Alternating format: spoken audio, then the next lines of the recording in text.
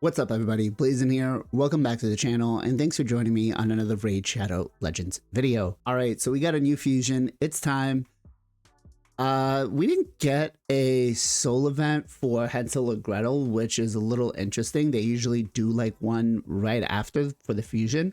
So I guess they're trying to prepare us for something. I don't know, but let me know in the comments down below. Did you guys want a soul event for Hansel and Gretel, or did you just skip them and not really care? That said, we got Stork the Broken. Kind of looks cool, right? But the skill kit's a little interesting here. So let's go ahead, let's break down the skill kit and see exactly what we're doing here. A1 attacks one enemy 2 times. Nice. Each hit has a 25% chance, books up to 50 of increasing the duration of all poison debuffs and HP burn debuffs on the target by 1 turn. I like that. That's solid. Great for Hydra. Granted, Hydra, we don't use poisons, but everywhere else, I think that's pretty strong. Clan Boss, I think that's going to be good, right? The A2 attacks all enemies 2 times. The first hit instantly activates all poisons and HP burn buffs on all enemies and all continuous heals on the allies.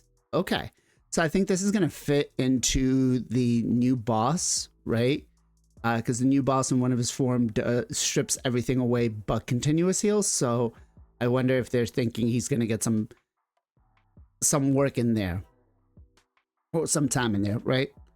The second hit has a 75% chance, books up to 100 of destroying the target's max HP by 3% for each poison and HP burn debuff activated on them by this skill. Stacks up to 60%. Then fills the turn meter of all allies by 20%. Interesting. So we're destroying the enemy max HP. I don't think that's going to work on Hydra. Maybe the new boss. I feel like the new boss probably will have a mechanic where we need to destroy the max HP. Down to 60%. This could also be beneficial for Amias, right? I think that, yeah, I kind of like that for Amias. It is on a 3-turn cooldown, 100%, and you get a turn meter boost. It's okay. It's okay.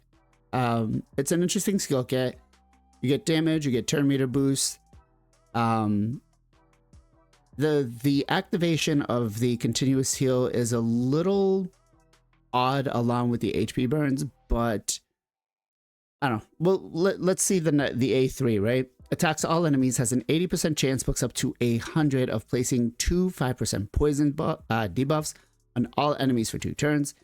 If any targets are under a HP burn, places 3 poison debuffs and a 25% weaken buff on them instead for 2 turns.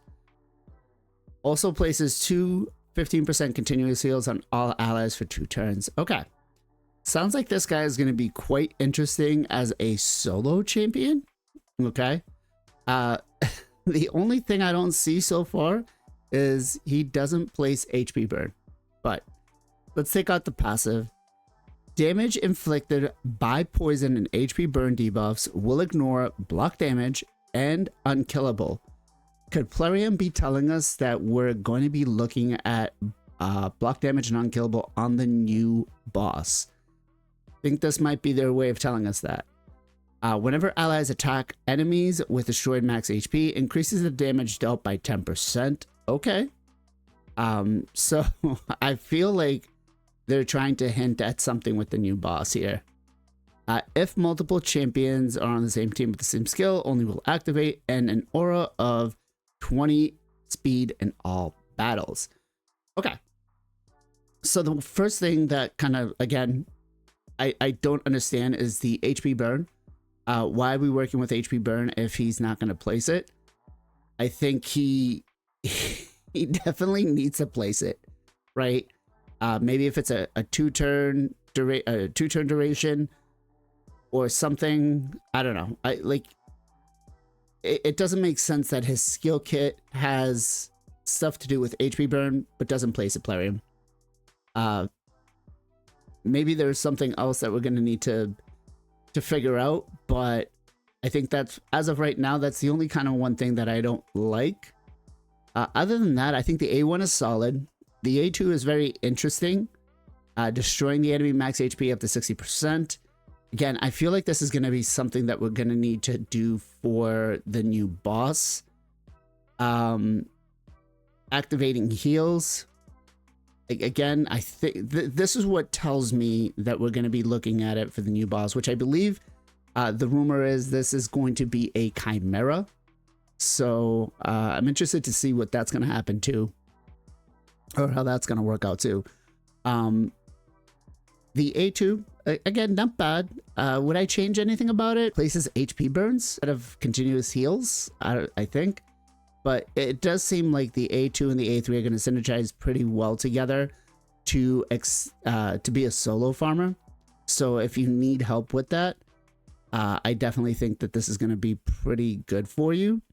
Seems a lot like a Theodore, except, you know, he's keeping himself alive with the heals and stuff. So could be very interesting to see what happens. He's kind of a mix between Theodore and Bad Alcazar.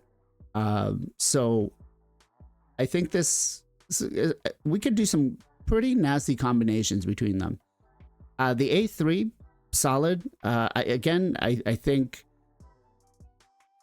if his skill kit's got to do with HP burn, you got to use him. You got to put HP burn in the skill kit plarium. That just doesn't make sense. Passive wise, I like it. It seems like they were trying to do something here with Arena, which again could be a possibility for the lower elos. I don't think the higher elos are gonna, you know, like Plat and Gold or Gold 4, Gold 3 Arena, Live Arena are really gonna use this champion there, but who knows? Who knows? Maybe we can come up with something crazy. But I think as a solo champion to do, you know, stage 20s, some 25s, depending on what he does have for stats wise, he may be pretty good. So I was really trying to see if there was anything else that they told us. He's just going to be a support champion, which tells me that he's going to be attack based. So again, I would feel like this guy is going to be like another Theodore or Bad Alcazar. So if you don't have them, it's going to be good for your account. I do feel like having him for Clan Boss, I think he's going to be good, trying to help you get that one key. Him, and you know what? I do think he's going to actually pair really well with Wixwell, because he is adding those extra heals. He is going to be keeping poisons up almost the whole time, extending them. I actually kind of like this. I think for Clan Boss, he's going to be really, really good. He's going to come in and he's going to basically take up your damage dealer spot, right? Replacing your kill if you're using just the basic team. So I think I'm going to go for him on the whale account and the main account. Maybe I might do him on a couple of the other ones, but overall, what accounts are going to benefit from this? So endgame accounts, I do want to put out a word of caution here saying that I don't know what the Chimera boss is going to be like, so I feel he's going to be needed for this. But overall, they're just going to do it, collect them all, throw it in the vault, leave it as is. Mid-game, late-game accounts, could he fit somewhere in your teams? I think maybe some of your dungeon teams could possibly see it, like a dragon, if you're trying to get like a solo farm and stuff going. Other than that, I don't think he's going to fit anywhere else. Early game accounts, beginning accounts, you're definitely going to benefit from this guy as a poisoner, as a healer, and a turn meter booster. He's got a little bit of everything, and then his aura is all battles. So he seems very solid on paper. Again, depending on what the stats are going to be. If he's got some dumb, ridiculous, like, HP pool where it's like 12,000 or something, which I don't think they have them that low for legendaries, but you never know. It could be something dumb. But if he doesn't scale pretty well, if we can't build him at least a little bit tanky, it might not work too great for us. That said, I do think that early game and mid game accounts should probably go for this guy. The caveat is we have a Christmas fusion coming, and I don't know how good it's going to be. All I have to say is, you know, the last couple of Christmas fusions were pretty good, and you don't want to miss out on those guys, right? So as long as it's not going to break the bank, I'd say go for it. I'm going to do it again on the main and probably the baby account that I have, the $10 whale account, which we'll start doing some content on that too. I'm just trying to get things situated here and show you guys where that's been going. But I do like it overall. I think it's pretty solid. Better than the last fusion. Not well, maybe. I don't know. Gretel was decent. The one before that though was, yeah, this is going to be a lot better than that one. That said, you guys let me know in the comments down below what you think. Would you be able to put him in any one of your teams? Can you think of anything exciting or anything different that you would use him for? I think him and Artak could actually pair really well together, guys. Really well. I think that might actually be really good. Now, the more I keep thinking about it, the more and more I'm like, yeah, you know what? If you had Artak, you had a lot of these other HP burn champions that they gave us for fusions, and some of these other ones, I think it's not a bad idea. Wixwell and him are going to work well. So yeah, that said, if you guys have some time, swing by on Sunday, 2 p.m. EST for the Knights of Thalaria podcast, where we talk everything Raid Shadow Legends. We talk about the good, the bad, and the ugly. We'll be talking about this guy, not this week, but the week after, because I'm on vacation this week. So I'll see you guys in a week. As always, much love, much appreciation. Be safe, be well, be good to each other, and I'll catch you guys next time.